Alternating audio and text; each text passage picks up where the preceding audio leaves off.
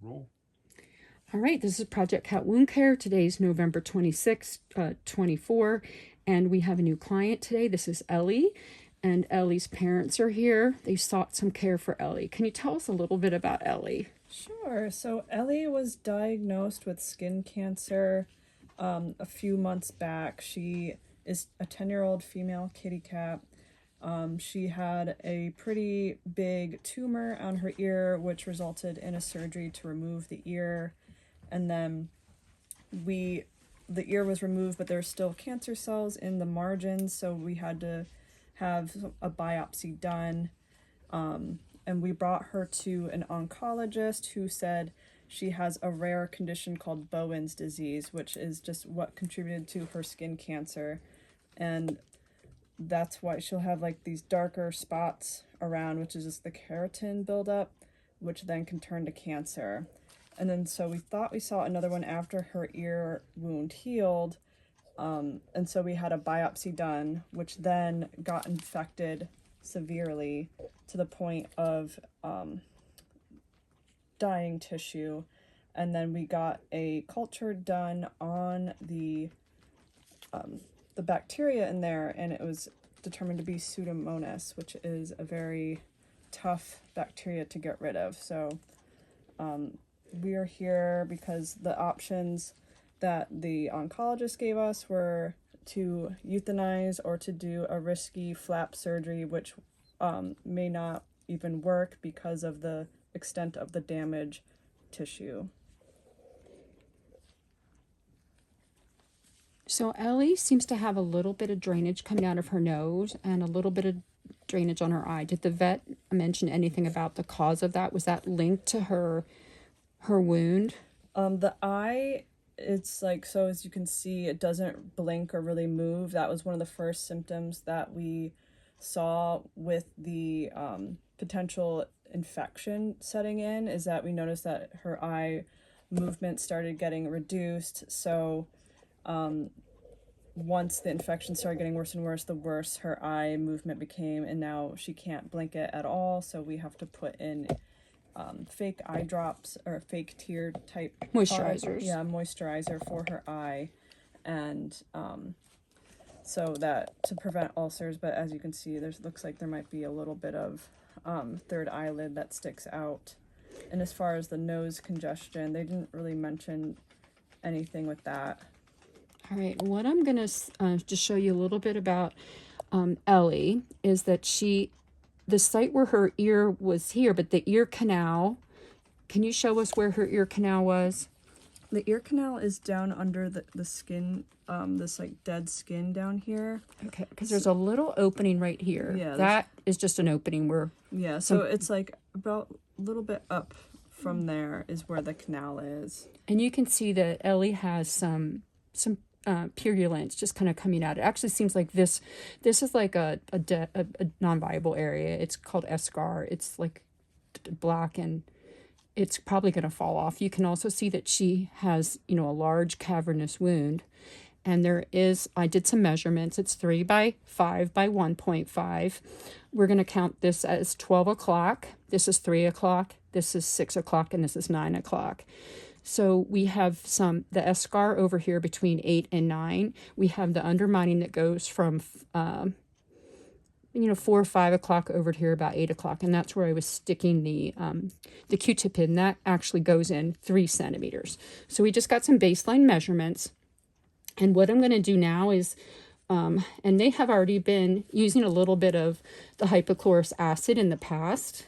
We did that before it kind of got more advanced. They had this was a biopsy site. I'm just going to put a little bit of the hypochlorous acid in here, just kind of clean off her skin. And again, this is non-cytotoxic, so it's not going to hurt her surrounding skin. It's not going to hurt her eyes. Just kind of clean off her face. It's very important when you clean a wound. You want to also clean what we call the peri wound, which is the outside, because that's going to carry the bacteria as well. So I'm just going to kind of get it all clean. And then I have a plan, because there's a lot of infection in here. She has the Pseudomonas, which is super, super hard to treat. And we're going to go with something with a little stronger, because there is some tissue in there that is slough, which is also non-viable tissue. It has a yellow color. We are going to be putting in a solution that is called Dakin's, Dakin apostrophe S. That solution is actually a diluted bleach solution, sodium hypochlorite, which was developed back in the Civil War. And it's really interesting. You can do some research on Dakin's, but it saved a lot of lives and infection. So I'm going to let the Vosh dwell for a moment, but we need to go a little bit stronger than just the Vosh. We're going to go with something that's super, super toxic to infection. It also is cytotoxic, which means it will, healthy tissue is not going to grow when you're using Dakin's. But unfortunately, Ellie is caught up in the inflammatory phase. That means the body is trying to clear infection. She will never move on to the proliferative phase where a wound starts to heal until we get the infection under control. So we're just going to give that a moment or two. And then what I'm going to be doing is putting in this diluted bleach solution. You can order Dakin's over the counter or online, and there's a couple different strengths. We're going to be using what's called quarter strength. It's the second to the weakest solution. And you can buy it pre-made or you can make your own. Today we made our own. We used sterile water. We used the bleach. This is 5% regular bleach. It is not just the whitening diluted bleach. The low splash will not work. This is like the full sodium hypochlorite. And then baking soda. And this brings it in the proper pH. We basically took a recipe of 8 ounces of water, 6 milliliters of the bleach, and then we added 1/8 of a teaspoon of the baking soda, which was like 8.5 grains on my little tiny scale when I split it up to be more accurate. And then we mix that into this container. So this is our Dakin solution, and all the sodium bicarb has dissolved. And that's what we're going to be packing into her little wound to hopefully kill the Pseudomonas. And today we're going to be using just plain packing strip. This is 1/4 inch packing strip, plain. I'm not using iodoform. And let me just get a clean Q-tip because I don't want to contaminate the whole bottle. And basically this is a packing strip that comes in different thicknesses, and I chose the thinnest one. So the end is on the end of this cotton ball, and I don't know exactly how much I'm going to need for her, but you want it to be one continuous piece because it can get lost in there and then you can't get it out if you don't have a continuous piece. So you want to make sure you have a tail. And so I have just kind of moistened it with the bleach. And now we're going to try to keep her eyes away from this. If you can, protect her eyes, because we definitely don't want bleach in her eyes. If you can cover up her eye, and maybe bring her a little bit closer to the camera if you can, so we keep her back in the field of vision there. And we're just going to lightly pack this in. And we start from the bottom and we work our way up to the top because you don't want to have any dead space. Whoop. I'm sorry, honey.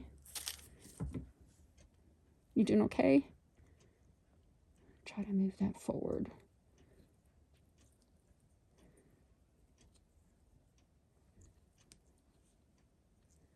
I'm just trying to get it all in that little space. Whoops. I think I'm going to cut it off because I feel like I don't want the whole thing to fall out of my hands. Let's put that down. I have more than I need, but I just wanted to make sure I could manage it without losing that whole bottle.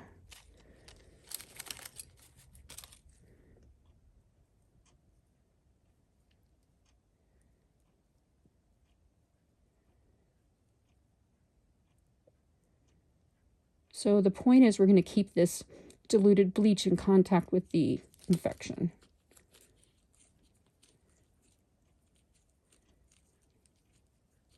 And I'm going to be putting an absorptive dressing on the top.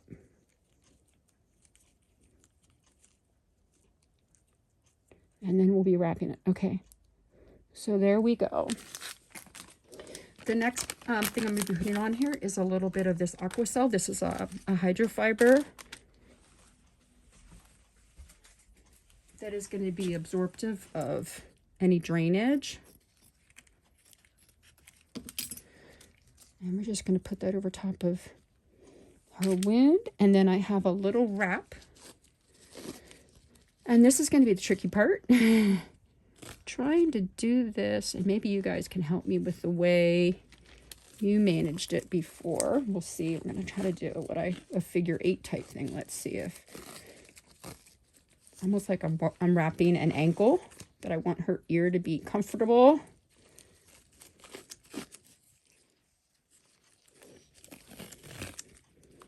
And this is coflex, and I might as well just, well, I thought I was going to finish. Now we're almost there. I don't want her to be able to pull it off.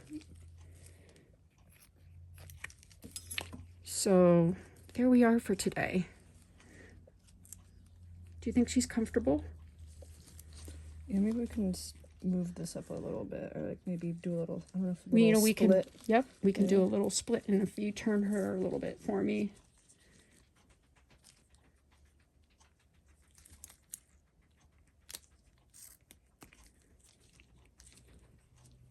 How does that seem? All right, let's get a good. Are you guys happy with that? Do you want me to do anything different with the way that fits her? I think that fits really well. Ellie is privately owned, and her owners have agreed for her care. Most of the animals I take care of are not owned. They're up for adoption. A few of them are private, but Ellie definitely has owners. And of course, there's never a charge for any of the work we do with Project Cat Wound Care.